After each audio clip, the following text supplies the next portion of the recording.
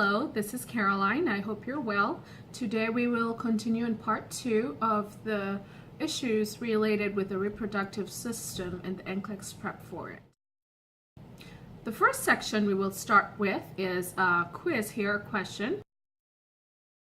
And the question states, the nurse knows that which type of clients is at the greatest risk for endometriosis?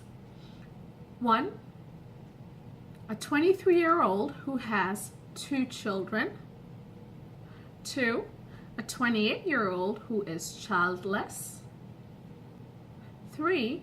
A 47-year-old who has 8 children. And 4. A 53-year-old who has 2 children and 2 miscarriages. And the correct answer is number 2. Endometriosis is something that normally affects women who have not mostly had children, and sometimes it can be a leading cause of infertility.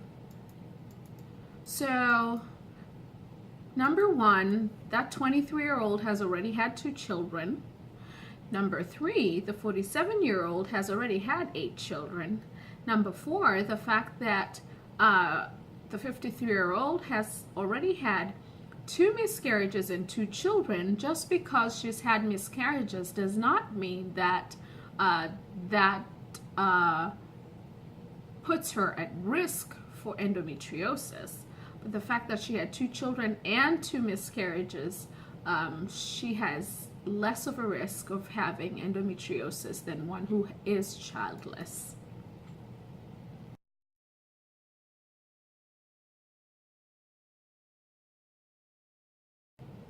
So, endometriosis is also sometimes called the working woman's disease, and that's because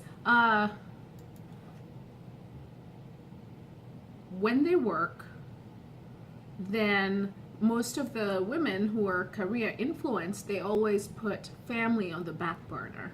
And by the time they end up deciding to start families, then they are experience a lot of either infertility issues. Now that is not every woman, and that is not all of them, but they do tend to experience that, and especially because age also comes into play.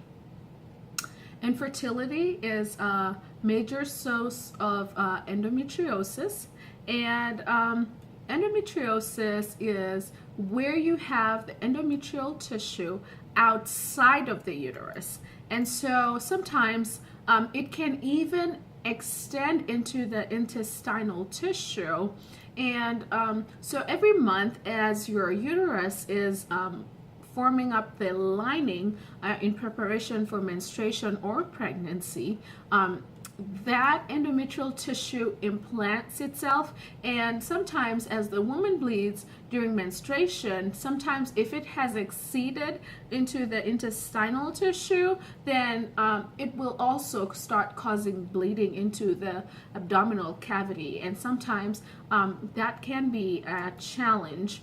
Now, there are different things that providers would do to try and help you manage endometriosis, and one of them is offering the patient or the client oral contraceptives. Now, that can be a challenge because oral contraceptives in itself, it does tend to suppress menstruation, and with that, it will help manage endometriosis. However, you have to remember that you might experience missed periods. The other option would be to have surgery, especially if it's extensive and if it's causing you other symptoms that you cannot function with.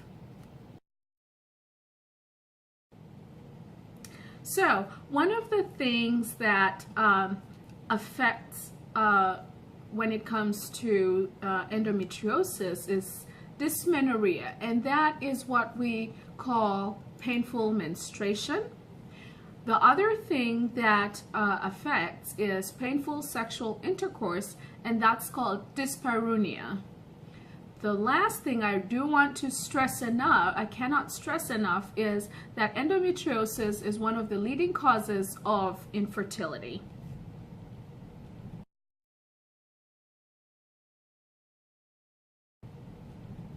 Now, we also need to go over at this time the procedures that are involved when it comes to surgical processes in relation to your ovaries, fallopian tubes, and things like that. So the first one is called oophorectomy.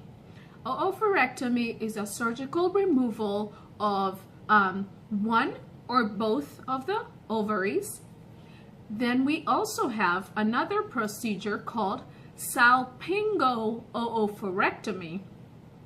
And that one is a surgical procedure where the fallopian tube and the ovary is removed. Now, I want you to remember that as long as you have an ovary, even if it's one and it's still producing eggs, you can still get pregnant.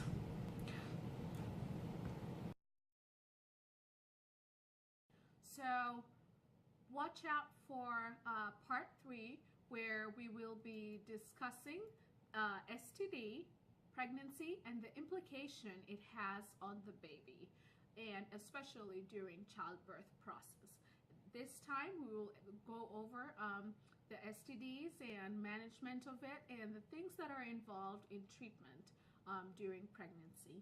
Thank you so much for your time, and please subscribe on my channel.